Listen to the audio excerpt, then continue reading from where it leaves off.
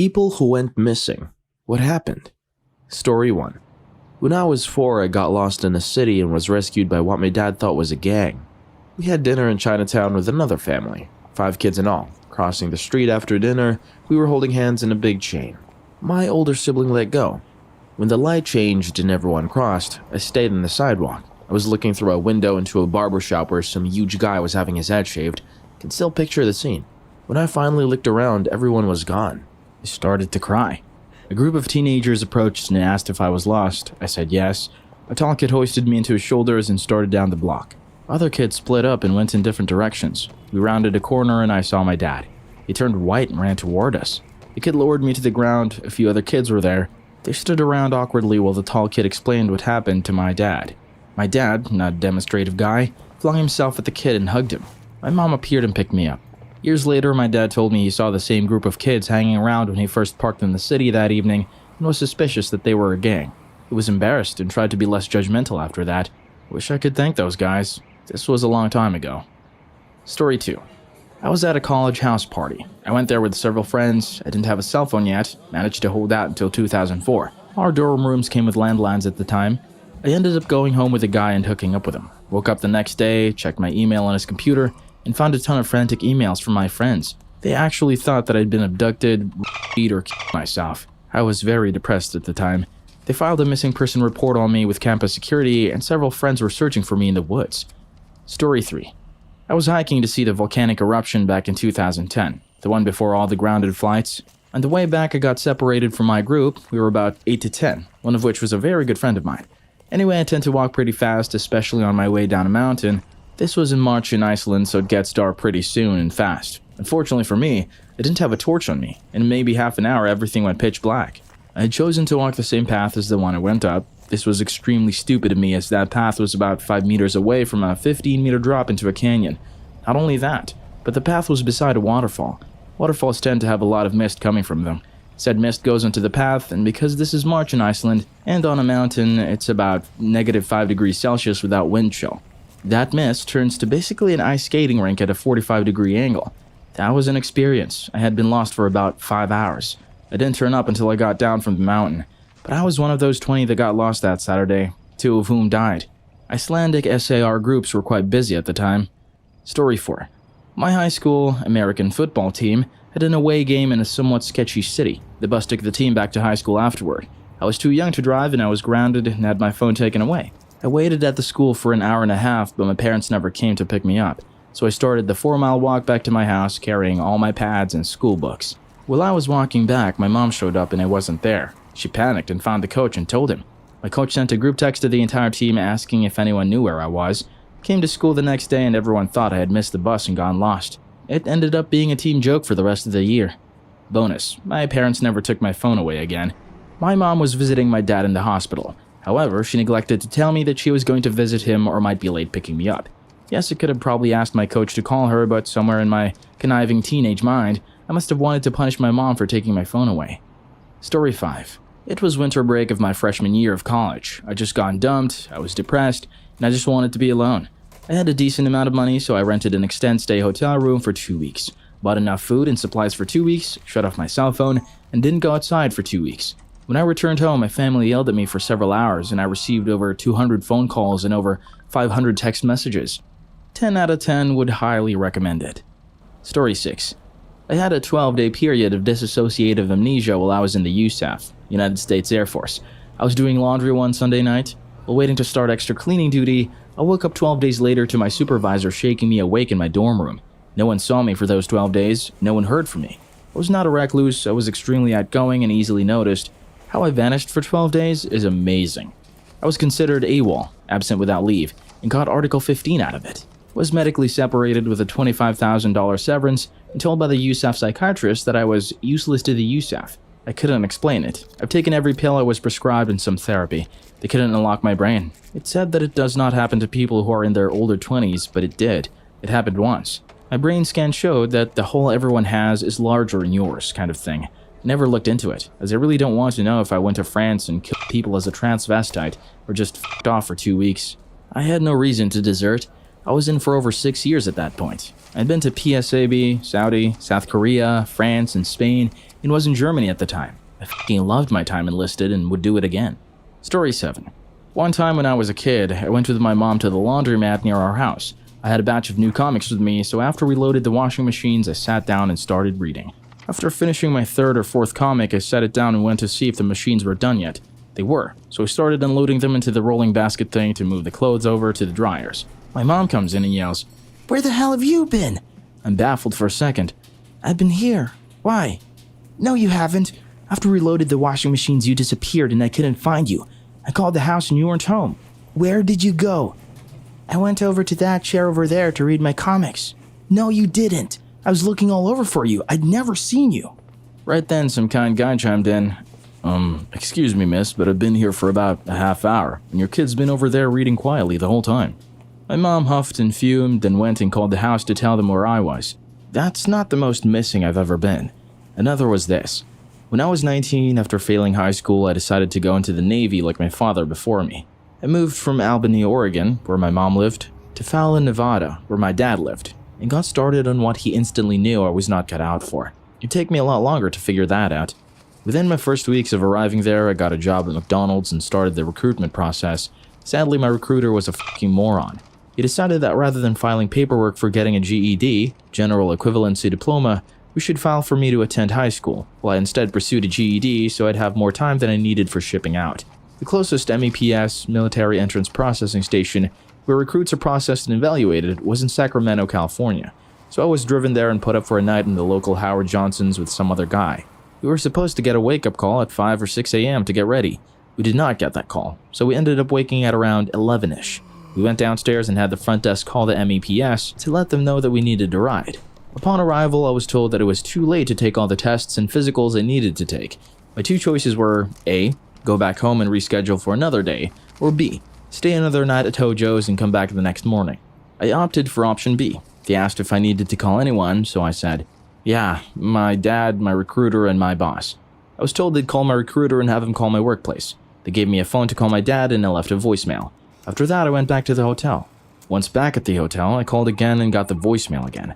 After leaving a second message, I went to get some dinner and fell in with a group of nerds and we spent the night hanging around. Nerding it up, almost getting into a fight with some jockish assholes, trading jokes and recommendations for cool movies and Japanese cartoons. Before anime was such a big term, video games and such. Had a hell of a night.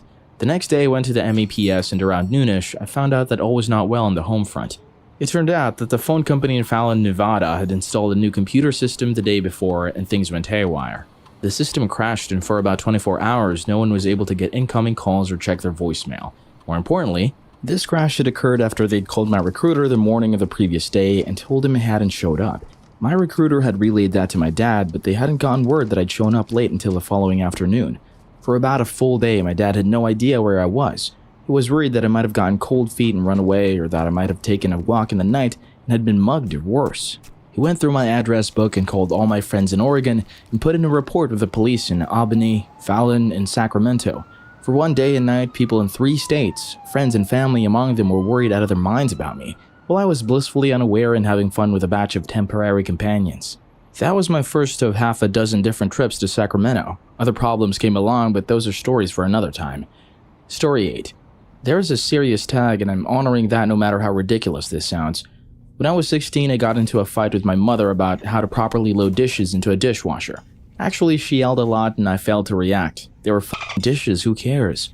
At that point in my life, she was running her own business and my father was working full-time. So all of the chores in the house were being done by me personally anyway, and at that point, I had been loading the dishwasher incorrectly for the better part of 6 years, and felt it didn't matter if she thought it was wrong now. Well, I decided that telling her that was the way to end the argument. As you can probably predict, it did not. She threw me out of the house. In typical teenage fashion, I told her if she threw me out then I wasn't coming back. At that point, she had escalated to white-hot rage and said something like, "We don't want you here anyway." Well, that was all I needed, and really she should have been paying better attention to me. See, I had gotten a job as soon as I turned 14 and I purchased my own car. I had been buying my own clothes and things for years with money from that job. I left and could honestly say that I hadn't taken anything from the house that I hadn't personally paid for. To that end, I left my cell phone on the table. They had no way to get in contact. So hours later, when my mother's anger faded and she realized that she had just thrown her 16-year-old child into the streets over the dishes, she called the police. Well, the police showed up and heard her out. They put out the details on my car to try and find me, but they told her that since I had a car and clothes, I had my own bank account and I had been gone for hours, there was no guarantee that I was even in the state anymore. They really only started looking so soon as a favor to my mother. They weren't required to look at all since it was clear that I was a runaway that had left under my own power. My father came home from work and was bewildered by all the chaos. I wish I could have seen his face. After 48 hours, they had me declared missing, which apparently made my profile available to other states and such. And that was how they found me. 2 weeks later, 18 hours away, I was sitting on the hood of my car eating ice cream and filling out a job application. An officer noticed I was illegally parked and casually scanned my plates while he approached to ask me to move. I don't think he was going to give me a ticket, it was just a reflexive action. I came up as a missing kid and he stopped mid-question and sort of stuttered, You should call your mother. I nodded agreeably and he gave me his cell phone. I dialed my mother's number from the heart and she picked up. As soon as I identified myself, she turned into a screaming rage monster of hatred and insults. I casually put the phone on speaker for the officer to hear and his eyes widened. She didn't stop to take a breath and let me get a word in. So I hung up on her. I told the officer that I was fine where I was, and since it had already escalated to this point, I was going to hold out for an apology or divine intervention. He sort of patted my shoulder and made sure I had someplace warm to sleep at night. 2 days later, my dad showed up and got me. The officer called the department that the missing persons report originated from and got my father's contact details and told him that if the situation was left to my mother to resolve, they would never see me again. I agreed that it was for the best. I could have gotten my GED and a job, but I certainly wouldn't have been able to make my way through college and get my master's. Story 9. Last October, I was 14 and suicidal. This was a terrible, terrible time in my life, and I didn't know what to do. I live in Scotland, a tiny little village of around 6,000 to 7,000 people.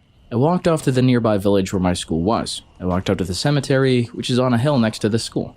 It was pretty dark at this point. I think it was about 6 p.m. It gets dark quickly in the winter. I went up to my grandfather's grave and lay down beside it, just talking since I hadn't visited in a while. He died in 2012, and he's somewhat, albeit a tiny part of why I'm like this, so I let it all out. I had nowhere to go at that moment, so I just laid there. I stayed there until about 9 p.m. and I started to walk back. As I got close to home, the police picked me up and brought me home. Story 10. So when I was about 15, I was living with my dad, who was going through a horrible divorce and custody battle with my mentally ill and abusive mother. Well, one day my mother came to the school car pickup line ahead of my dad, stopped the car, got out, and tried to put me in the vehicle. I struggled and refused, but she's almost 6 feet tall and over 200 pounds, opposed to me at 5 feet and 90 pounds.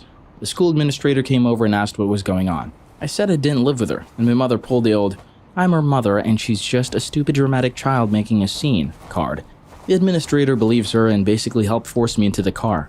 She also told the administrator, "Oh yeah, I and my husband are separated and this is my day to pick her up. She's just being a brat because she wants to go to her friend's house." She got in the car and gave this smug f***ing triumphant look, and I tried to open the door and get out, but she had the child lock on. My dad, who was further back in the car line, had no idea what happened, and he said he had just assumed I was goofing around in school with my friends and hadn't come outside yet. He went around the car line several times before he stopped and reported me missing. So my mom told me she was driving me to the state capital where there was a youth mental hospital for runaways. You only needed one parent and a birth certificate to have someone committed, and there was no way my dad would know or be able to get me out for a while. I saw a cop car start driving beside the car, and while my mom was distracted, monologuing like the villain in a Disney movie, I just started screaming and beating on the window to get the cop's attention. The cop ended up pulling my mom over. My mom got out of the car to talk to the cop away from me, and I just took the opportunity and ran out of her driver's side door, across a 4-lane highway into some woods and kept f***ing running. I don't know why I didn't go to the cop. I guess I was afraid that since my mom was a cop, she would talk her way out of it again. I ended up running through the patch of trees along the side of the road until I saw a gas station. There I called my dad using their payphone. He drove all the way out there to pick me up while I hid nearby in the trees because I refused to trust anyone. She also pulled other crazy shit that year. She broke into my dad's while I was inside the house, violating the restraining order I had on her. I ended up climbing onto the roof and calling the cops. She also gave a fake name and a fake license. She also went to my new school and claimed to be a massage therapist giving free massages to teachers. She found out who my teachers were and coerced information about me from them to try and snatch me again. I'm a grown-ass woman now, and I still deal with stalking, threats, and general insanity from a woman I haven't talked to in almost a decade on a regular basis. Story 11. I drank too much, left my buddy's house to get my phone out of his car, woke up several hours later with about 5 cops standing on me yelling at me to quit resisting. Turns out I had wandered through 2 gates, a front porch, and into his neighbor's basement. When the cops showed up, I was snuggling with his neighbor's 2 Rottweilers on the basement floor. Reminds me of Lethal Weapon 3 now. They said I was lucky they didn't eat me. I was also lucky I didn't get shot. This took place in a small town near East St. Louis, a pretty rough neighborhood. I was arrested for felony breaking and entering. Luckily, the cops ended up being cool and understanding. My buddy's elderly neighbors were just freaked out by a drunk, naked white guy sleeping with their dogs in their basement. My buddies had no idea where I was until the next afternoon when I called him from jail. Luckily, he was a good dude and bailed me out. All the charges were dropped. When I walked up to the attorney and judge at the court, they all pretty much made fun of me and just asked if I learned my lesson. Story 12. I wasn't exactly missing, but I did try to run away. I was around 6 years old and I was at a big camp out for Cub Scouts, like Boy Scouts for little kids. My dad said he was going to take the tent and stuff back to the car and that I had to wait around the campsite for a few minutes. Well, in my little kid's brain, a few minutes felt like hours. I thought he had run away without me, so I grabbed my backpack and began walking away. I reached the parking lot and saw his car was still there. However, my little kid's mind thought he had left anyways. I decided I would leave the camp and walk home, so I wandered around for a few minutes trying to find the exit. Then a man in a golf cart rode up to me. He asked me, "Are you Savage Cow?" And I just nodded my head because at this point, I was crying. I got to the cart with him and he drove me to where my dad was. Apparently, he really was only gone for a few minutes. He hugged me and we went home. Police officers of Reddit. What's the creepiest disappearance case you've ever been assigned to? Story 1. We get a call from a husband that his wife and mother-in-law have been missing for 3 days. Their 2 small children are with dad and he claimed he didn't know what happened. The husband had a massive history of domestic violence with his first wife. We were pretty concerned for the well-being of his wife and mother-in-law, especially since they vanished without packing and didn't take the kids. I show up at the house and the husband gives me the creeps. Just has a really creepy weird vibe and every single hair in my body is standing up. I feel nothing but dread as I listen to him telling me that he has no idea where they went and couldn't explain why he waited 3 days to call the police, especially with 2 small kids at home. We couldn't find any trace of evidence and I was really perplexed. Found out later that the wife and her mom went across the US border to go shopping. They both got arrested for shoplifting and were spending a week in jail while waiting for the trial, since they were Canadians and a flight risk. It was hilariously awkward breaking the truth to him, but a huge relief. Story 2. Not a cop, but my dad is. This isn't exactly a disappearance case, but a little. There was a little family in a neighborhood near me, and one morning they were all found dead. Not very many suspects and almost no evidence to find the guy, except for a bloody $20 bill that was found in a local pawn shop, along with a few things in the pawn shop that had been owned by the family.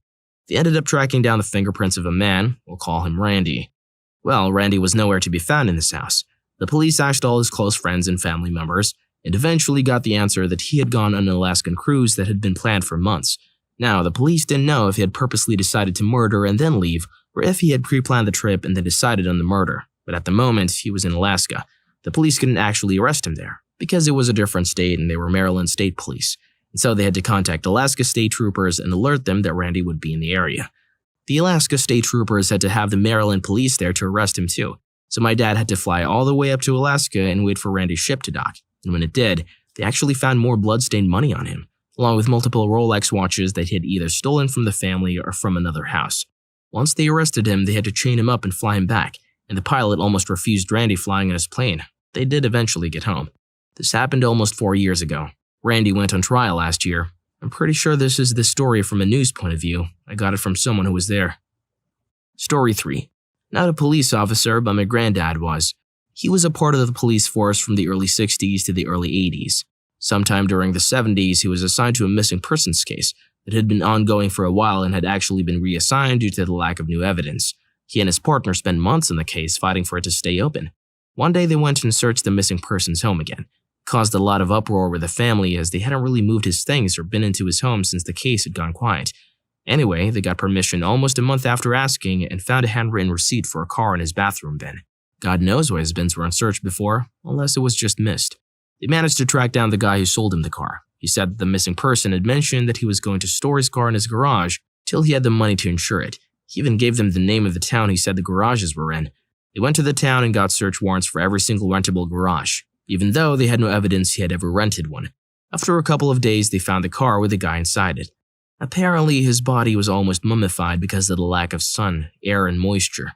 Can't imagine what the smell was like, but they think he accidentally killed himself while trying to do some work on the car. He would have had the garage door closed because his car wasn't insured. He didn't want anyone to see the car and steal it. It was stored in a rough neighborhood where the garages were cheap to rent. He also paid cash in hand, so he never had any receipts. So yeah, he died of carbon monoxide poisoning. It's painless and basically you just fall asleep and then you die. He wouldn't have realized it until it was too late. The guy was missing for 5 months and he seemed to just disappear for no known reason. My granddad told me this when I was a kid. It really scared me that people can so easily just go missing or die and nobody knows where they are. Still kind of freaks me out. Story 4. My grandfather was a policeman and a fireman at different points in his life. His spooky disappearance story actually came from his time as a fireman. He hasn't told me this story in a long while, so I'm a little fuzzy in the details, but here goes. His team gets called to a house fire in a small village, rural England.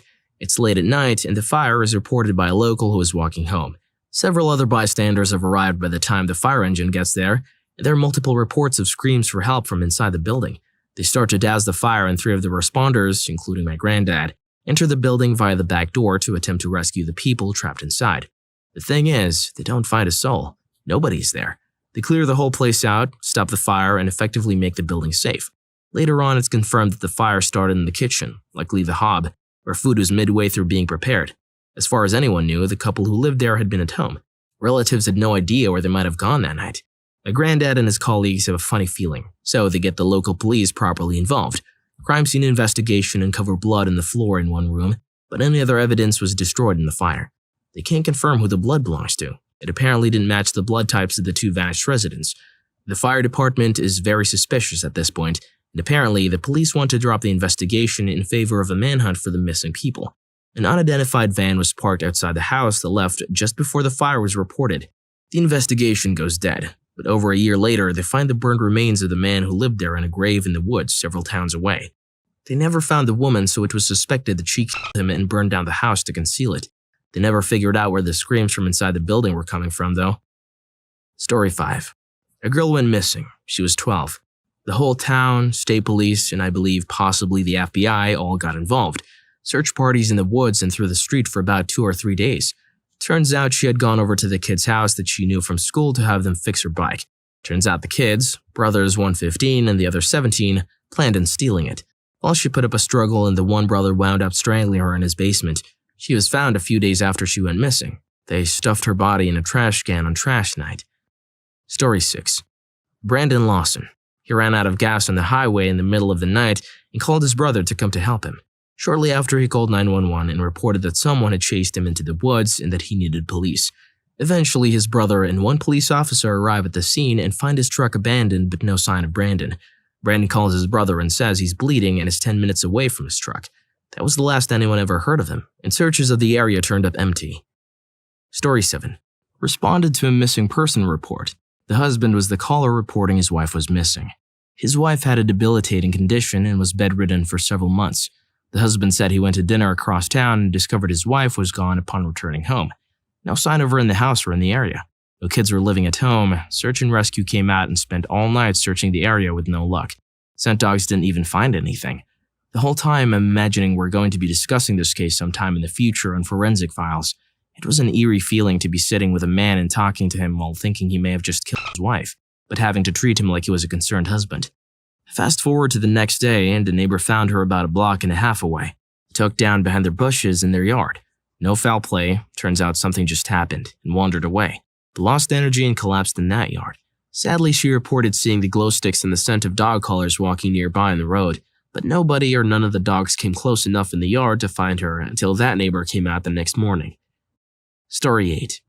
Not a cop, but was living in the area when Skylar Neese went missing. Skylar's best friend since childhood and a new friend made in high school plotted Skylar's kidnapping and murder. They lured Skylar out of her home at 12:30 a.m. with a promise of socializing and smoking pot, as they'd done many times. Her friends drove her to Pennsylvania, took her to the woods and stabbed her over 50 times. They then covered Skylar's body with rocks, mud, and sticks.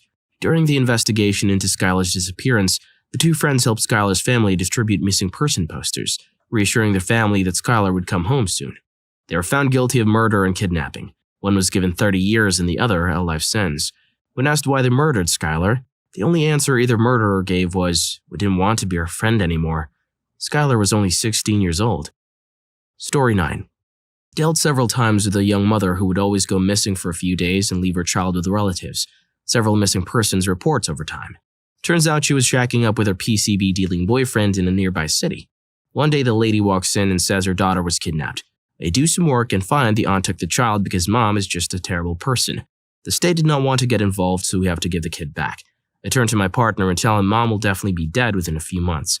Probably turn up in a ditch or is dumped in the river where she goes to visit her dealer boyfriend. Fast forward 3 months and I turn on the news to see a story of a woman found dumped in the river. It was mom. She was stabbed to death by her boyfriend and dumped in the river. That one creeped me out a bit. Story 10. Military husband kills his wife and makes it a suicide. Does not do a good job and ends up getting murdered by the government. Not exactly a cop or a former cop. In fact, I was a firefighter in the military. In the interest of self-preservation, I will not be discussing the base or branch or names of those involved. At this point in my career, I was the director of emergency communications for the base. This meant that I was in charge of police, fire, medical emergency, and non-emergency communication. My main responsibilities included managing fire, police, EMS dispatchers, maintaining and monitoring base alarm systems, and reviewing reports, and cross-checking the respective reports with the 911 calls and radio traffic to ensure that everything was accurate. This last duty was the most time-consuming. It was impossible to screen every call, so non-high-priority calls were audited on a random basis, while high-priority calls were scrutinized in great detail. I spent many hours slowing down, speeding up, and trying to make heads or tails of high-profile emergencies. High-profile emergencies included things like unexpected or unexplained deaths, terror threats made, attempted or threatened against the base, fires resulting in loss of life or significant loss of property, and a handful of other things. I add that footnote because typically these 911 calls are chaotic. Oftentimes callers are experiencing the worst and most tragic or stressful times in their life. My point is, it's often hard to understand the caller, let alone despise or what exactly they need. The incident. The dispatch center was manned 24/7 but only directed supervised during business hours. However, I was always on the call for major incidents like those mentioned above. The night in question was a Saturday and it was fairly late. Around 1 a.m., I heard a call toned out over the radio for reported suicide. The patient was pronounced dead on arrival. Suicides were one major incident that I was notified about by my dispatchers, but I was not always ordered to respond right then and there. Suicides were usually pretty cut and dry. I would need to make sure the report was shored up on Monday morning, but I had my best night dispatcher on duty and I knew he wouldn't let me down. I got up, used the bathroom, and waited for the phone to ring. But it didn't after about an hour. I grew worried and radioed in to remind my dispatcher to call me when he wasn't too slammed. The phone rang seconds later. My dispatcher said, "The deputy fire chief is here. He said we could all debrief on Monday and that one of the other dispatchers was called in to cover the remainders of his shift. He was upset by the whole situation and needed the rest of the night off. Not uncommon, especially when someone paints the walls while you're on the phone with him. I told him to get some rest and we'd talk on Monday. Something didn't feel right. I texted him and told him to call me as soon as he was in his car, and he did. I first made sure that he was okay. He said that he was not, but not to worry about him. I told him I'd been there before and if he needed to talk, he could. He said, "No, I don't think you have. This whole thing is messed up and you need to come and listen to the tapes." At this point, I'm worried. Like I said, this is my most seasoned best dispatcher and he's this shaken up? I got in my car and got to the dispatch center as fast as I could. This was what I recall from the report. Times are approximate.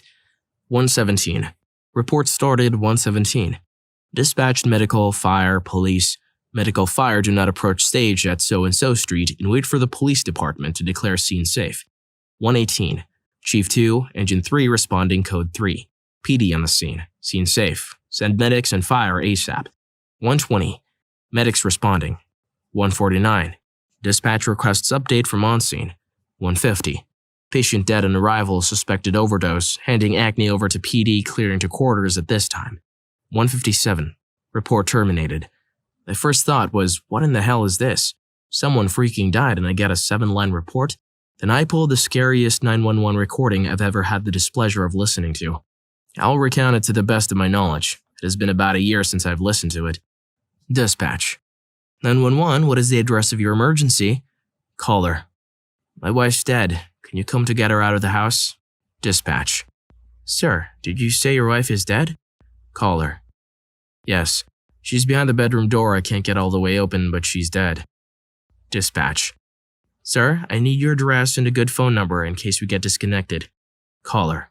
Sure, it's... Dispatch. Where exactly in the home is your wife? Caller. The bedroom. Dispatch. Can you get into the bedroom from a window or door?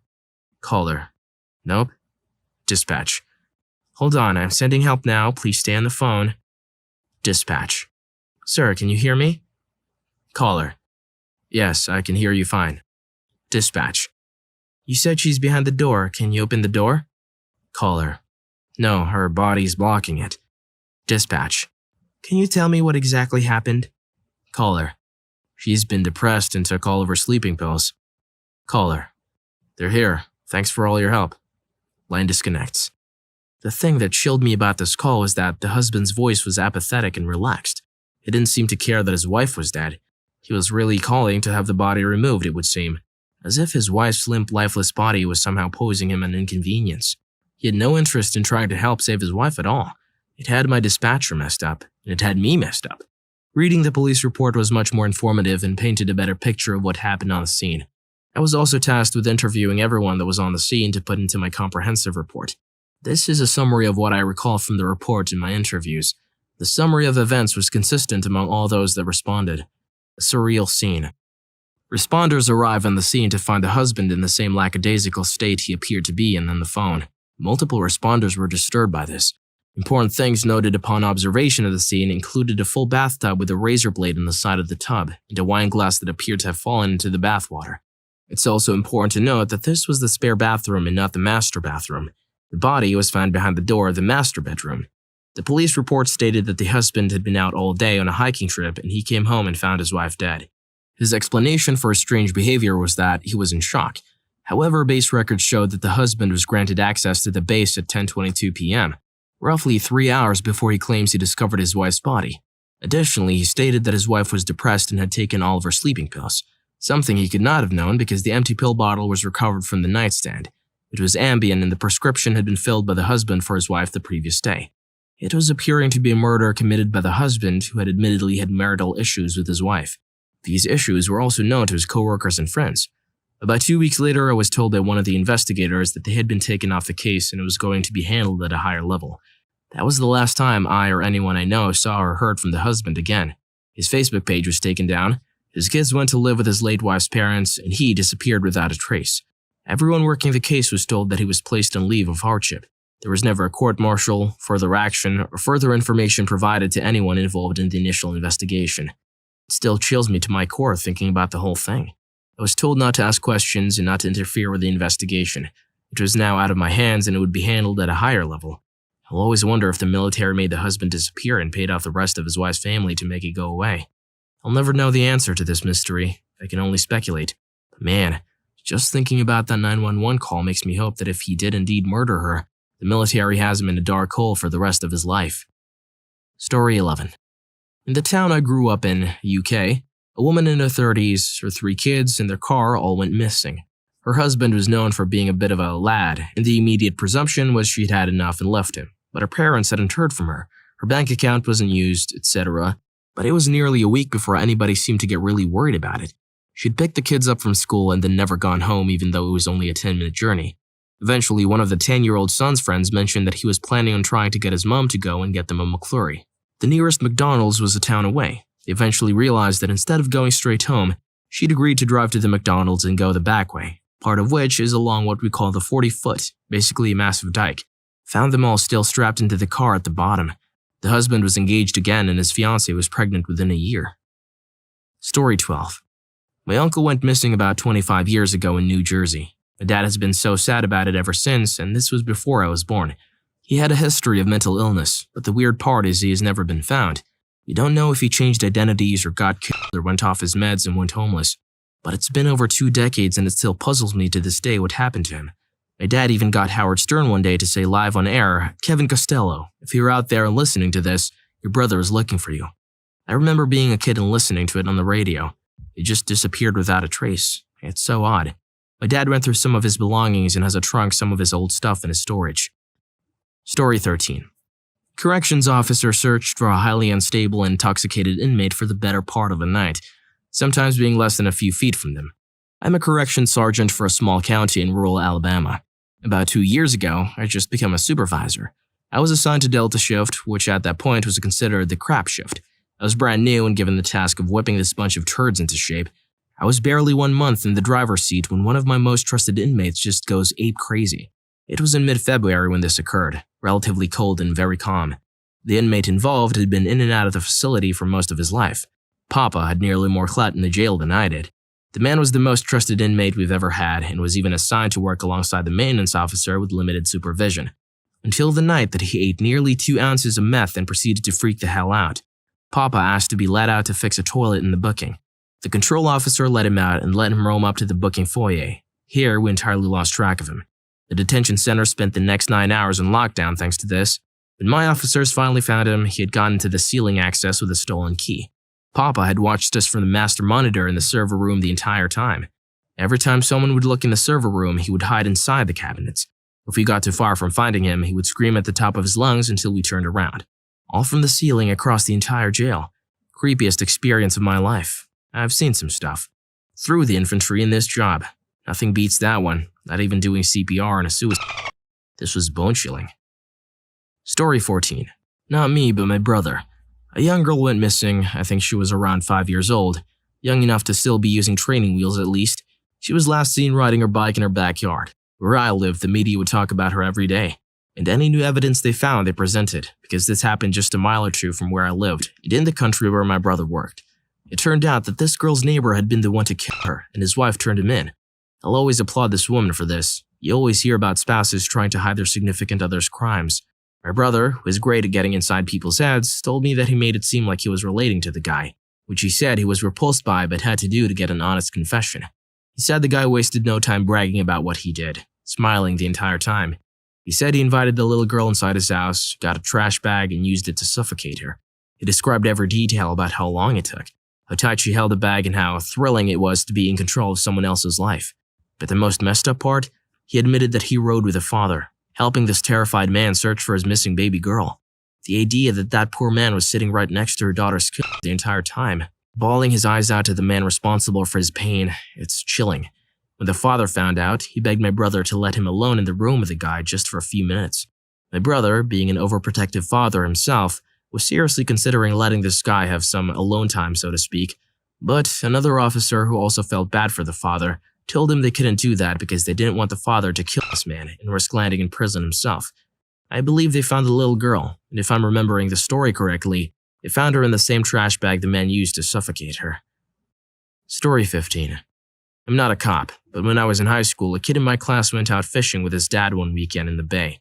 They never came back. Searches went on, but nothing. Never found any bodies. They found the boat a few weeks later, empty of course. It's been 8 years and nothing has ever been found. It's assumed they fell overboard maybe in some rough weather and drowned. They were both avid fishers and could swim. Weird that no bodies were ever found or washed up.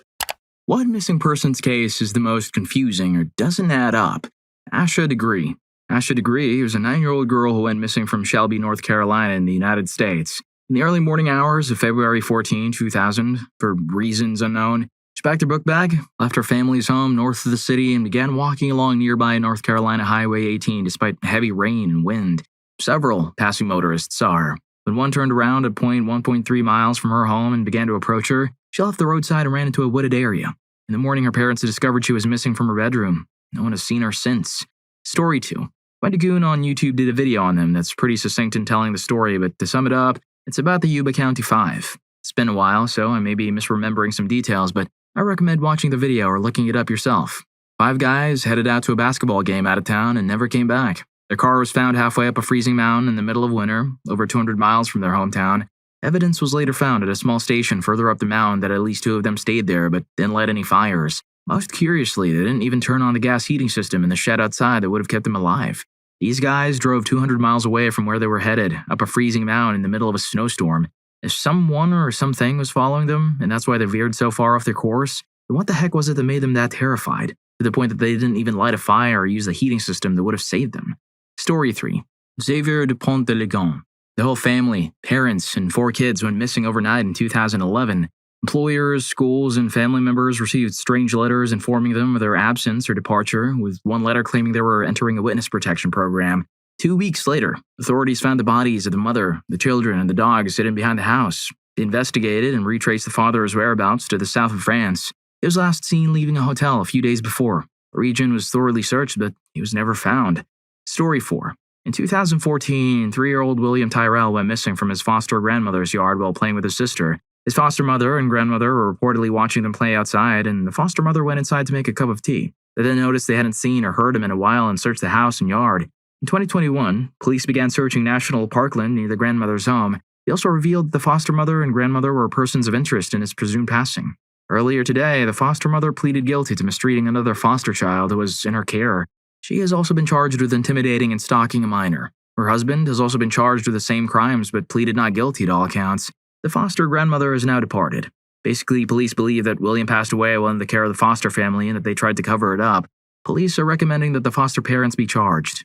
Photos of William went viral at the time of the disappearance. He went missing while wearing a Spider-Man costume, and the photo that was distributed was taken minutes before.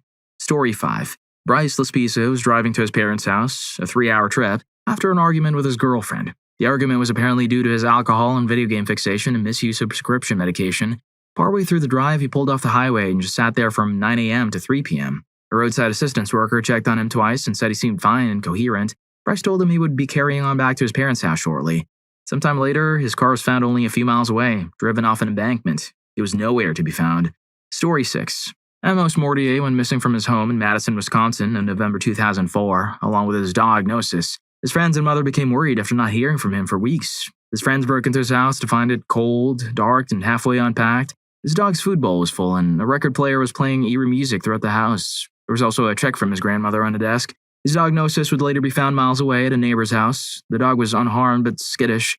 This was a cause for alarm as Amos took Gnosis with him everywhere.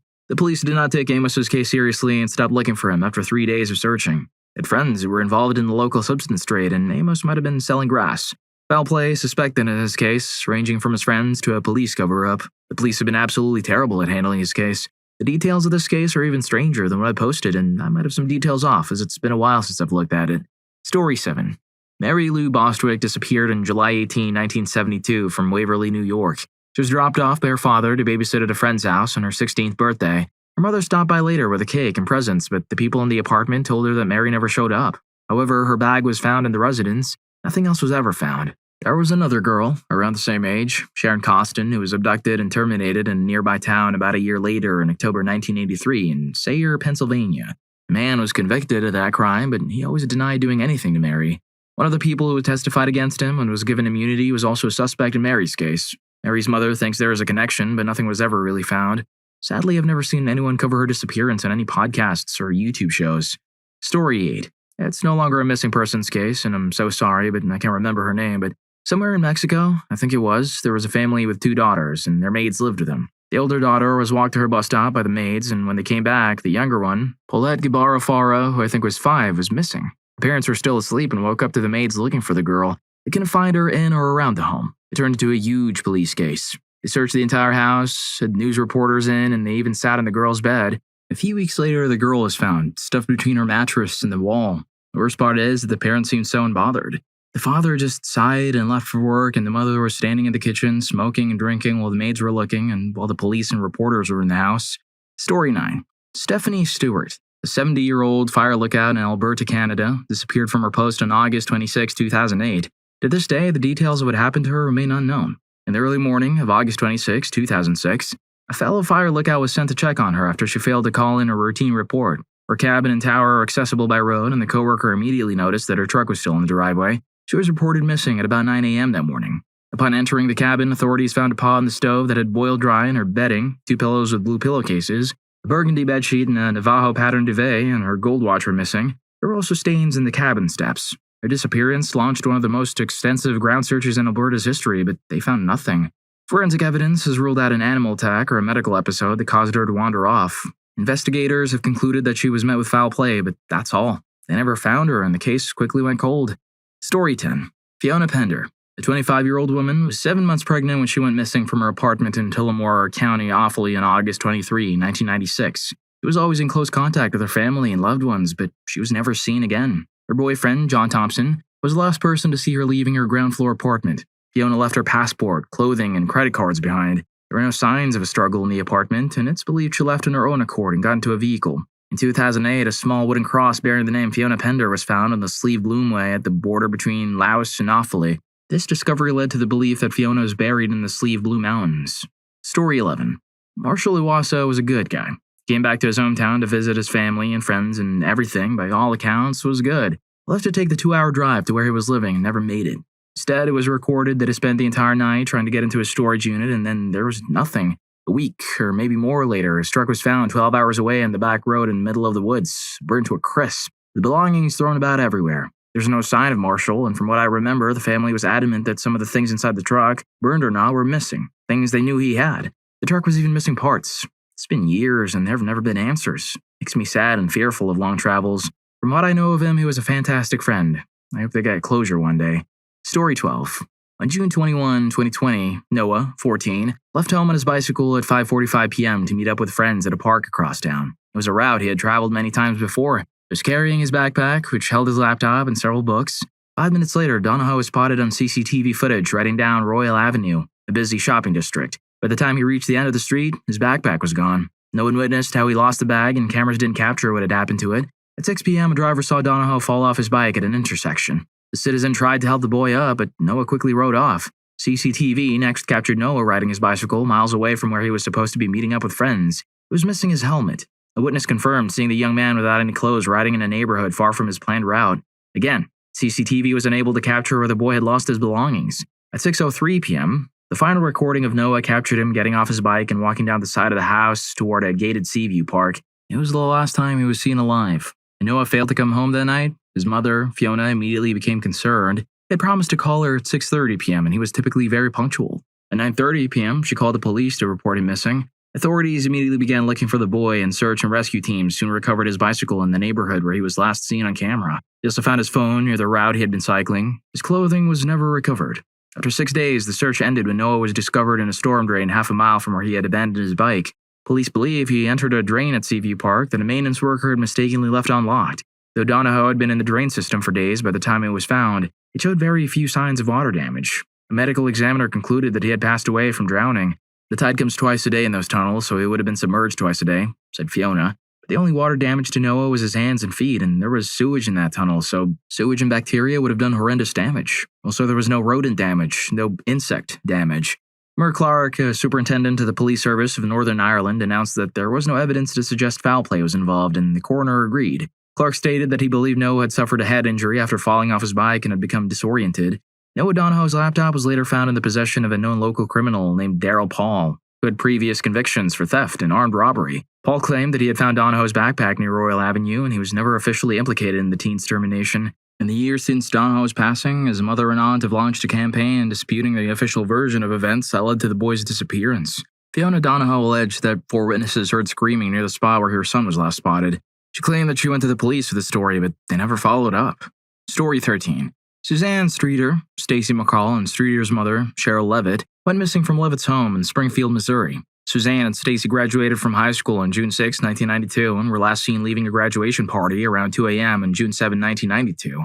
The girls had plans to meet their friends for activities the next morning, and when they didn't show up, a couple of friends went to the home looking for them. The home was intact, with no signs of violence except for a broken porch light. The 3 women's belongings, including their purses and cigarettes, were all inside the home and undisturbed, but there was no sign of them. Their friends accidentally deleted a voicemail that was potentially suspicious and, trying to be helpful, cleaned up the broken light on the front porch. These actions left police with no real clues, and over the years, the police have investigated several suspects but were unable to find any evidence of what happened to the woman. Story 14. In 2017, Anna Maciejewska was a 43-year-old wife and mother to her 4-year-old son, living in Malvern, Pennsylvania. On April 10 of that year, she reportedly left for work at about 9:45 a.m. and has never been seen again. According to Anna's husband, who last saw her that Monday morning, she left for work in a panic. She failed to return home that evening and was eventually reported missing 2 days later, on April 12, 2017. Anna last spoke with her parents on March 28, 2017, to plan a trip to Poland. That visit was meant to celebrate her father Zygmunt's 80th birthday. The father-daughter duo had a very tight-knit relationship, but then the very next day, on March 29, 2017, Anna canceled the trip out of the blue. "Sorry I can't come. Kisses, Anna." She first texted her mom regarding the trip's cancellation. The following day, on March 30, Anna sent another text. This time, though, it was directed to her father and was written using broken Polish. This pushed her parents to believe that someone else had been using Anna's phone. Anna didn't write this message. Her mother, Janina, claimed. The following week, Anna's coworkers also noticed that she did not show up for work. Instead of calling to inform the office, she reportedly texted to say she was sick on April 3, 2017, which was highly uncharacteristic. So once Anna did not show up for work the following Monday, her coworkers decided to contact the police. Authorities found the circumstances to be suspicious, given Anna's age and the fact that she had a young child left behind. This prompted police officers to carry out a welfare check at Anna's home on Monday, April 10, 2017. Upon arrival, though, the officers found that no one was home. Just 2 days later, on April 12, Anna's husband called the police regarding his wife. He claimed he had not seen her since April 10. In mid-May, there was a break in the case. Anna's car, a navy blue 2011 Audi, was discovered less than 2 miles away from her house on May 8, 2017. According to Trooper Roberts, the car was found in the back of a parking lot in a private community. It was not located along any of Anna's known routes. The vehicle and wooded trails behind the parking lot were subsequently searched, but not a single shred of evidence was located, and Anna's case turned into an investigation. Story 15. Rebecca Risch disappeared from her sister's house in Berlin, Germany, just before leaving for school in 2019. She was alone with her sister's husband, who was a suspect for some time. He was seen driving in a highway toward Poland the morning of her disappearance and could not explain why, later stating that he was on substances. Some of Rebecca's belongings are missing, as well as the belt of a bathrobe and a blanket. Dogs found traces of Rebecca, such as her hair and her brother-in-law's car. Even though her family was caught in contradictions, so far investigators have not been able to prove anything. Her sisters and parents do not believe the brother-in-law did anything and still think Rebecca is alive somewhere. No one has seen her since. Story 16. Chance Leslie Engelbert was a 25-year-old husband and father who had recently taken a new job in Moorcroft, Wyoming, before he disappeared while visiting his in-laws in Gering, Nebraska, on July 6, 2019. Just a week before Chance disappeared, he lost his job. The coal mine where he had worked as a welder laid off 600 employees. Chance knew he had to find a job quickly, so he accepted a position with a local propane company. He was to start his new job when he returned from a 4th of July visit with Bailey's family in Gering, Nebraska. Chance, his wife, Bailey, and their 3-month-old son made the 220-mile drive to visit our grandparents in Gering, Nebraska. On Saturday, July 6, Chance went golfing with Bailey's dad and her sister's boyfriend. Bailey spoke with Chance while he was on the course, and he seemed to be in a good mood. She said the guys were drinking and having fun together. A short time later, Chance called her back and asked her to pick him up. He said he was upset over a comment one of his golf partners made about his new job. Bailey said they didn't argue on the way back to her grandparents' house, but when they pulled into the driveway, Chance got out of the car and walked away. Bailey said at first she wasn't concerned because when Chance got upset, he would sometimes take a walk to cool off. After he walked out of view, Bailey tried calling him. When he didn't answer, she went looking for him, but she couldn't find him. He finally picked up her call at 7:46 p.m., told her he was walking south toward Kimball, and hung up. Later reports from his friends indicated he had told them he was walking north toward Torrington, Wyoming. The last known person to speak with Chance was his friend, Matt Miller. Around 8:46 p.m., Chance's aunt received a cryptic text message from him at 9:08 p.m. Shortly after, his phone went dark. A strong thunderstorm blew through Gering around 8 p.m. that evening. Bailey's family speculated he may have sought shelter inside a local business or nearby building. When the storm was over, Bailey's grandfather drove around town looking for Chance, but his search came up empty and no one has heard from Chance since. It's been 4 years since Chance was last seen in Gering, Nebraska. He was wearing a short-sleeved bun-up Wrangler shirt, dark blue jeans, a belt with a rodeo buckle, old-school roper boots, and a black and white trucker cap. He's 5 feet 9 inches tall, about 190 pounds, with sun-lined brown hair, a mustache, and a goatee. Story 17. Jody Husentrit, a former news anchor for KAMT in Mason City, Iowa, went missing on June 27, 1995. She was leaving for work. She had just talked with a coworker saying she was running late and was on her way. She never showed up, so her coworkers called the police to her apartment. They found signs of a struggle and her things scattered around her car. I'm a local and am the same age she has been missing. Her case has always been a huge subject, and many leads and theories are still talked about every now and then. There are FindJody.com billboards around Mason City that say, "Someone knows something. Is it you?" A couple of years ago, someone spray-painted one saying Frank Stern's Machine Shed across the bottom. That billboard was quickly removed, though there are photos of it online. Frank Stearns was a longtime detective for the Mason City Police Department who worked in the case and apparently had a machine shed built around the time of her disappearance. There's also something about photocopies of Jody's personal journal that were anonymously mailed to the local newspaper. Later turned out to be the wife of the Mason City police chief who had taken copies of the original journal, which had been in police custody since her disappearance, home with him. But I'm not sure much more information came out about it. Mason City officials have been accused of being involved in her abduction and or covering things up. I don't think they have been investigated, though. I read they've been a pain to work with or seem super sketchy in interviews about certain things. Despite the many leads, nothing has been solid or concrete evidence. There's a lot more information online if anyone's looking for a rabbit hole. There's so much on the case. He only mentioned a few things and not in great detail either. It's wild. If you're enjoying the video, don't forget to hit that subscribe and like button for more videos like this. Story 18. The Bradley sisters. ID just did a special on them too. Their mom admits to leaving her 9 and 5-year-old daughters alone in an apartment while she worked all day. However, her two oldest daughters were taken to their grandmothers, which raises the question of why all of them weren't taken or why the oldest were taken, but not the youngest. In the special, the mom actually changed her story because phone records proved she wasn't home that last night. She had actually left him home alone overnight and all day. A note was left saying they were going to the park, but authorities do not believe the girls wrote it. There was also a supposed voicemail left that some of the family heard, but it was accidentally erased before the police could hear it. That voicemail points to the boyfriend, but again, there's no proof it ever really existed. The mom is so infuriating because she's upset that everyone thinks it's her fault and insists that she's doing the best she could, but she wasn't, and it is her fault, even if she's not actually responsible for the disappearance. I 100% think that she played a part in it, or at the very least is a horrible mom. There are even more irregularities, but yes, it's a super weird case. Story 19. Arjen Kamphuis was a Dutch cybersecurity expert who went missing while hiking in Norway. Initially, his plan was to visit Svalbard. However, he unexpectedly traveled to Bodo instead. A good friend of his suggests this may have been because of his work, saying there's a pretty important NATO security center there. He definitely knows about that. He checked out of his hotel on August 20, but he was not on his flight home. 3 weeks after his disappearance, Norwegian police found his kayak around the area where they had also found more of his belongings. A witness said they saw Arjen on August 30, accompanied by 2 other men. On that day, his cell phone had also been switched on for 20 minutes, after which the SIM card was taken out and swapped with a different SIM. He was never found, and the case remains unsolved. Story 20. My uncle, my mother's brother from Mexico, recently visited our family in the USA. During his visit, we talked a lot about their teen adventures growing up in Mexico. This reminded them of a particular story that nobody on their town has ever been able to explain. One of their favorite stories involved how they would sneak into bull riding shows, known as jaripejos, instead of paying the entry fee. One day, as the show was gearing up to open, a random white-colored bull showed up at the site. None of the bull owners knew who the bull belonged to, but since he was there, they decided to include him in the show. Fast forward, and it was time for the white bull to go next. A local rider decided he wanted to ride the bull, set up, and got into position. After a few seconds of bucking and galloping, the bull suddenly started to head toward one of the sides of the ring. To everyone's surprise, he jumped straight over the fence into the crowd before disappearing over the horizon. The strange part is that the rider was still on the bull. To this day, nobody has heard or seen the rider or the white bull. It makes no sense why the rider didn't just let go and fall off the bull. It was as if he could not let go or something was holding him there. That is one of my favorite stories my family has ever told. Story 21. This may not entirely fit the brief, but it's a very compelling case. Patty Vaughn argued with her soon-to-be ex-husband in the lead-up to Christmas, and when he learned she was dating someone new, he became even angrier. And her family tried to visit her on Christmas Day, told him she was unwell and couldn't come to the door. This was highly suspicious, as she was a good host even when she wasn't feeling well. If she had legitimately left in her car or wasn't there, why would she say she was sick and couldn't come to the door? This suggests to me that he knew she had already departed. Even if she was legitimately ill on Christmas Day, something that would probably prevent you from answering the door to family in most cases, this is compounded by the fact that he was the only one who didn't help search for her when she was declared missing. This is extremely suspicious. Her car was later found with a slashed tire and traces of her samples.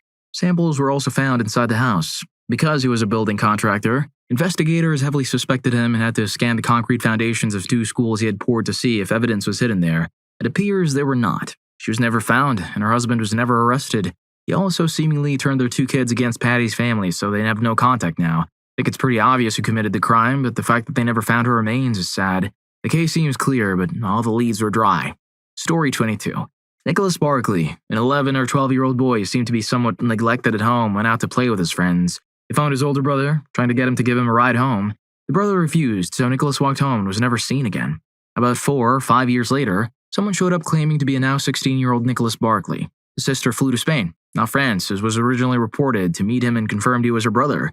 He went home with her, got an American passport, enrolled in high school, and lived with Nicholas Barkley's sister, only for it to be revealed that he was not Nicholas Barkley. He was actually a French con artist in his 30s who had pretended to be other people many times before. This was arguably his most incredible con yet. This guy had a genuinely sad backstory and even used his own genuine scars and past broken bones to claim he had been mistreated as Nicholas Barkley. What's especially strange is that the whole family, with a possible exception of his brother who did not partake in the excitement and his mother, refused to let him live with her, seemed to believe this man was Nicholas Barkley. This was despite him looking nothing like him.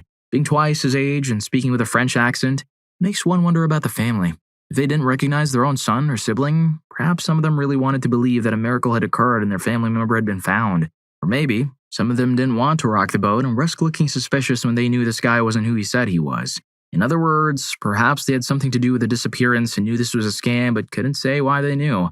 It leaves one to wonder, was the whole con artist detail completely unrelated to what really happened to him? We'll probably never know, but I would love to. Story 23.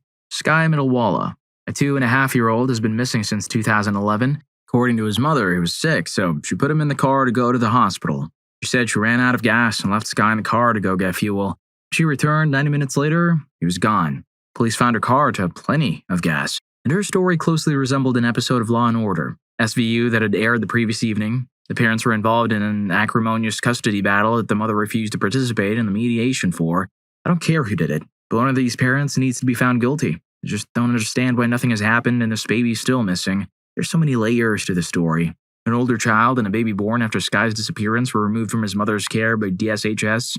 Anyway, while looking for the story, a headline popped up that 9 kids have gone missing in Washington so far this year. Story 24. The Ayatollah of Pass incident. A group of 10 experienced hikers regularly went trekking and camping.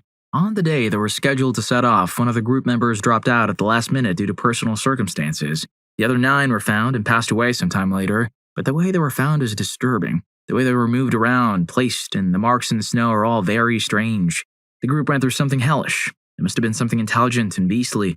If it had been a bear or a wolf pack, the bodies would have been eaten. The injuries and the way they were placed in an orderly fashion is odd. I can only think it was a yeti, aliens, or a savage lunatic who lives in isolation up in the mountains. I recommend checking out the story yourselves. The guy who missed the trip is one of the luckiest people on Earth. Story 25. A local case is that of Stacy Peterson. Her husband was a town cop. She was his 4th wife and 30 years younger than him. Her disappearance isn't as mysterious as some others here. Drew Peterson, her husband, was eventually convicted of terminating his 3rd wife, but Stacy's just gone. She's become the urban legend of this town. Is she buried in concrete at the promenade, which was under construction at the time? Was she dumped in the canal, as her sister believes? Was she locked away somewhere and left for good? There are 1,000 theories, but no one knows but Drew. She's gone, and I believe he ended her. Since she's never been found, she's a specter over the town. Story 26. On February 18, 2018, Ryan Chtuka was 19 years old when he went missing from Sun Peaks Resort, BC, Canada. He was leaving a party just after his friends. They had walked out the door as he was putting on his coat and walking toward the door. Never made it back to his apartment, where his car was located. His phone, his belongings, including a baseball hat and winter clothing, his car keys, and he have never been found. There has been no trace of him despite the area being heavily searched. On April 30, 2023, a Facebook post from Please Bring Me Home thanked everyone who has called in over the last 5 years. They were also looking for a caller who contacted the group in April and left 2 messages in the same day. His family still conducts regular searches 5 years later. I think about this case often. Story 27. Andrew Gostin went missing on September 14, 2007. For unknown reasons, in the week leading up to his disappearance, Andrew decided to walk home from school rather than take the bus. His house was located approximately 4 miles away from the school. On the morning of September 14, 2007, Andrew struggled to wake up, which was unusual for him. According to his mother, Glenny's, he was also uncharacteristically irritable. Reverend Alan Murray, a family friend, witnessed Andrew walking across Westfield Park and heading to his usual bus stop just after 8 a.m. However, from there, Andrew made a detour and went to a nearby ATM where he withdrew 200 pounds of the 214 pounds in his bank account. As CCTV footage would later reveal, Andrew returned home, which was now empty, and changed his clothes. He grabbed a bag, his PlayStation Portable handheld console, keys, and wallet. Nothing else. Most notably his passport, 100 pounds of birthday money, and the charger for his PSP appeared to be missing from his bedroom. Andrew then proceeded to take a train to London and was never seen again. A ticket seller who worked at the station in Doncaster came forward to say that she remembered selling a ticket to Andrew, a one-way ticket to London, on the day he went missing. She said she had tried to convince him to add a return ticket since it was inexpensive, but he was adamant that he only needed a one-way ticket. Andrew arrived at King's Cross Station in London at 12:20 a.m. and was captured on CCTV exiting the train station at 11:25 a.m. Story 28. Chris Metallic. I grew up in the area where this took place, a quiet university town. It was the kind of place where you felt safe leaving doors unlocked, and my friends and I routinely walked around late at night, just out of boredom. Nothing about his disappearance makes sense. He left a house party that was near the downtown core and was later seen near his apartment. The next time he was seen was more than 15 kilometers from where he had been downtown. He was spotted at 5:30 a.m. by a man who was heading to work at a correctional facility. Chris was walking and carrying a reflective driveway marker. At some point, Chris turned back and disappeared into the woods. His footwear was later found near the Tantramar River, and it was clear from the trail he left that he was lost and most likely disoriented. He was very intoxicated when he left the party and was not at all dressed properly for the temperatures that night. I personally think that he was taken for a starlight tour. A starlight tour is when an individual is taken to the outskirts of town, stripped of most of their clothing, assaulted verbally and physically, and left there in the elements in the dark. Usually the police are the perpetrators, and indigenous individuals are the victims. I don't think it was police in Chris's case.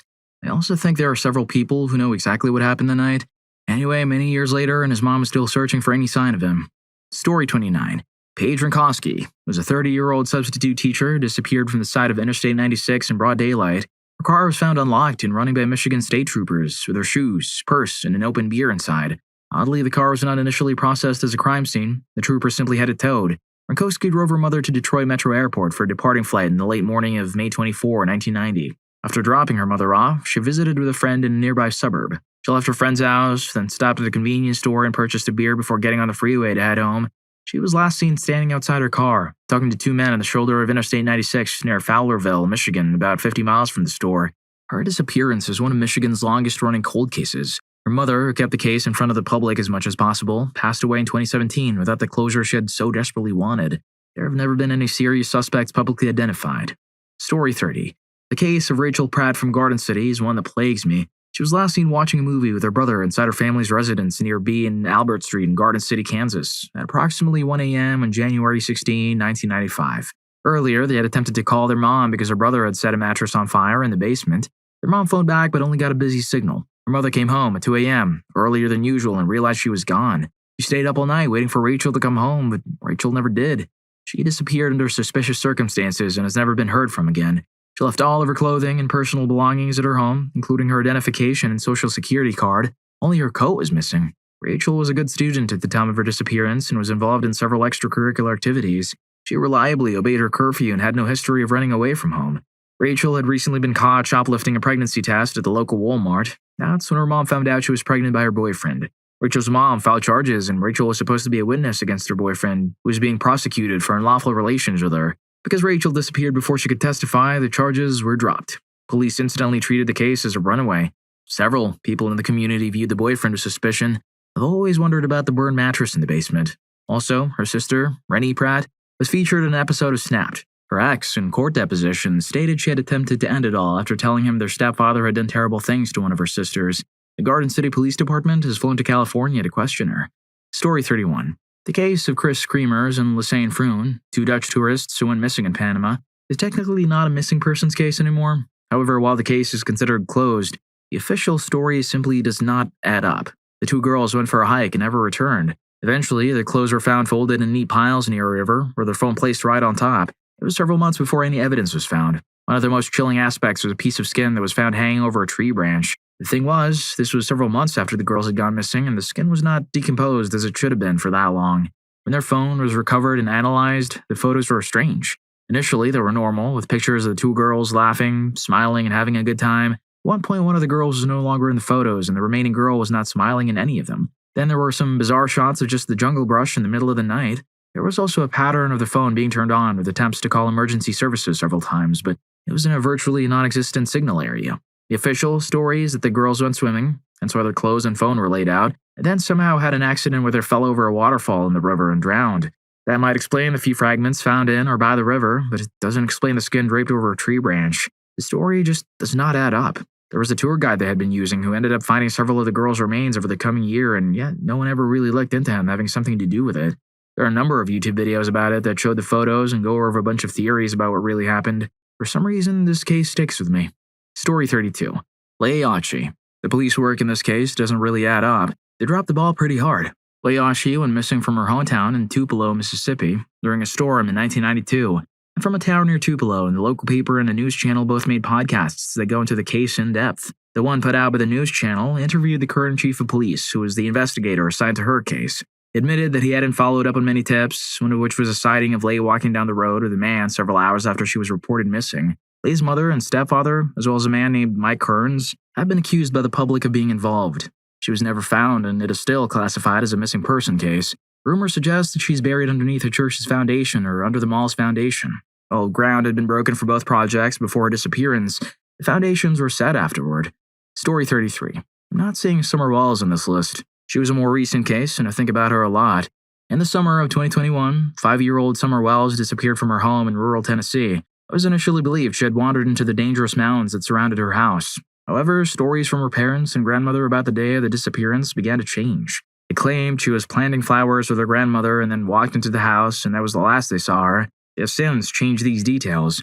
I'm a bit rusty in the specifics, but I believe it was suggested the flower planting happened the day before and was used as a cover story. She has multiple brothers who saw her walking around the house before disappearing. Her father has a history of cruelty, but was at work at the time of the disappearance. Searches were immediately started, but the wooded mountains surrounding the house are too dangerous for even trained teams to travel into.